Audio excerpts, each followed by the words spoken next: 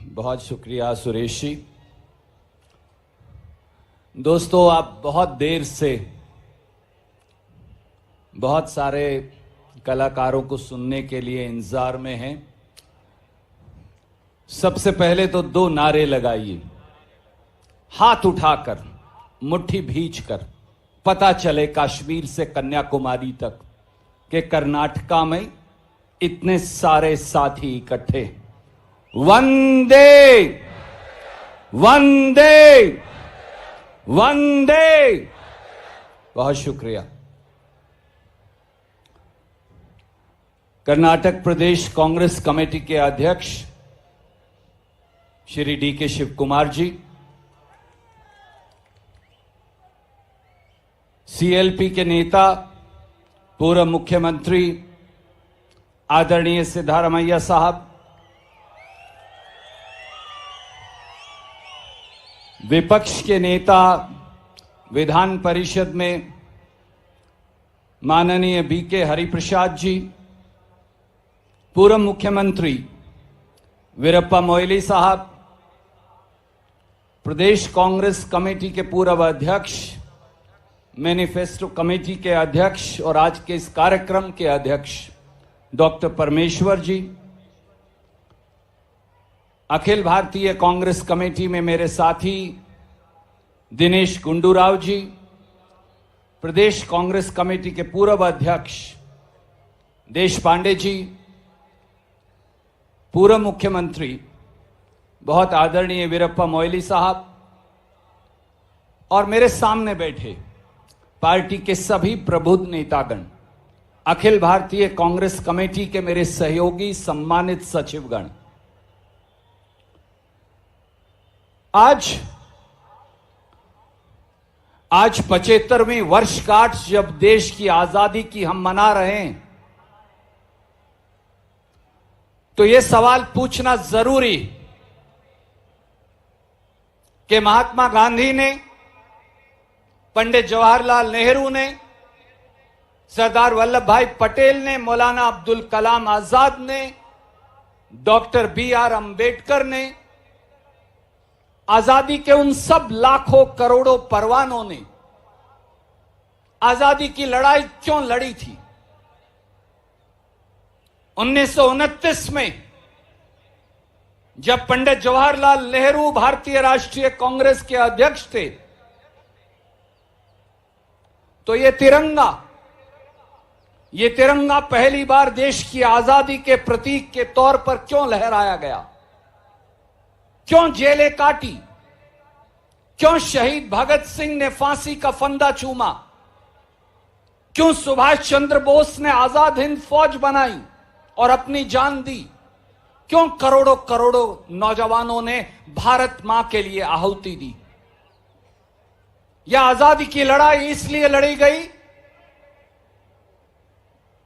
कि यह तिरंगा तो इस देश के हर व्यक्ति के हाथ में लहराए ही। यह देश की आजादी की लड़ाई इसलिए लड़ी गई कि इंसान और इंसान के बीच के भेदभाव को हमेशा हमेशा के लिए तोड़ दिया जाए। अंग्रेज की गुलामी की बेड़ियों को तो तोड़ा जाए, पर अकेली यह लड़ाई अंग्रेज के खिलाफ नहीं थी, यह असमानता के खिलाफ भी थी। यह इस बात के खिलाफ भी थी कि दलितों, पिछड़ों, गरीबों को छुआछूत की नजर से देखा जाता था। यह इस बात के खिलाफ भी थी कि वो हर चीज जो इस देश में पैदा होती थी, वो अंग्रेज हमसे छीन कर ले जाता था। वो इस बात के खिलाफ भी थी कि हमें अपनी सरकार, अपना प्रजातंत्र, अपना अधिकार इस देश के अंदर स्थापित करना है, स्वावलंबी होना है, अपने पांव पर खड़ा होना है। स्वाधीनता का झंडा हमारे दिल, हमारी आत्मा और हमारे देश में लहराए, इस बात की लड़ाई थी। 75 साल में इस देश ने बहुत तरक्की की।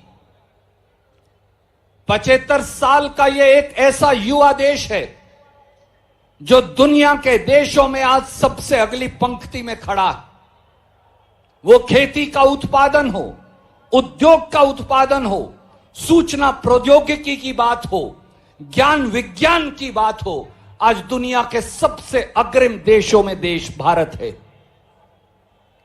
पर आज भी दोस्तों 75 साल जब देश की आजादी को पूरे हुए, तो ये लाखों नौजवान जो मौजूद हैं, मैं आज आपसे पूछूंगा कि क्या देश की आजादी की लड़ाई पूरी हो गई? क्या यह सही नहीं कि एक बार फिर इस देश के प्रजातंत्र पर आक्रमण हो रहा? क्या यह सही नहीं कि संसद से लेकर वो सारी संस्थाएं जिनके लिए आजादी के परवानों ने लड़ाई लड़ी थी, आज उन सब पर हमला बोला जा रहा है? वो सारे अधिकार जो पंडित जी, सरदार पटेल, बी.आर. अंबेडकर, डॉक्टर राजेंद्र प्रसाद, मौलाना अब्दुल कलाम आजाद, इस देश की संविधान सभा ने हमें दिए थे, आज उस संविधान पर हमला भी बोला जा रहा है। आज इस देश में साइंटिफिक टेम्पर पर हमला भी बोला जा रहा है। यह देश काले जादू से नहीं चल सकता दोस्तों, यह देश संविधान से चलेगा। यह देश जुमलों और बहकावे से नहीं चल सकता दोस्तों, यह देश भाईचारे और प्रेम से चलेगा।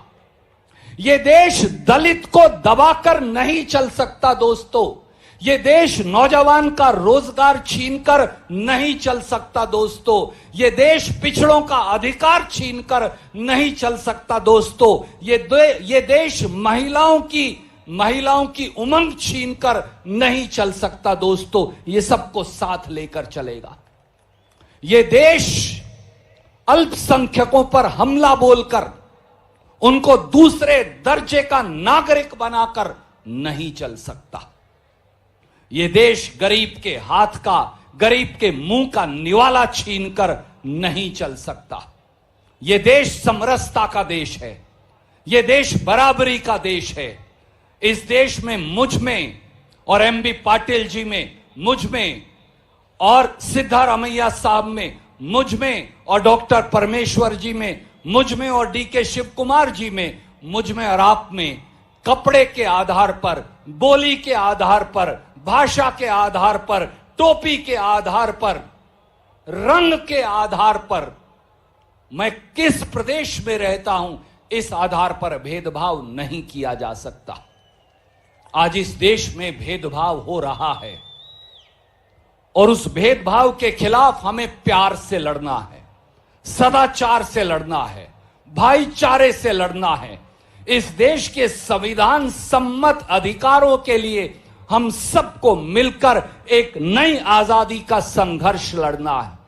वो आजादी जिसमें कोई भूखा ना सोए, वो आजादी जिसमें मेरी किसी बहन को सिलेंडर के लिए, घर का चूल्हा जलाने के लिए किसी और की तरफ देखना ना पड़े, वो आजादी जिसमें हर नौजवान के हाथ में रोजगार हो, वो आजादी जिसमें देश का किसान सीना चौड़ा करके इस देश के अंदर जी सके, वो देश जिसमें पिछड़ा हो या दलित हो, आदिवासी हो या गरीब हो, सबका देश वो हो, सबका लाल किले के झंडे पर भी अधिकार हो और कर्नाटक के सचिवालय पर भी, तभी इस देश की आजादी कायम रह पाएगी।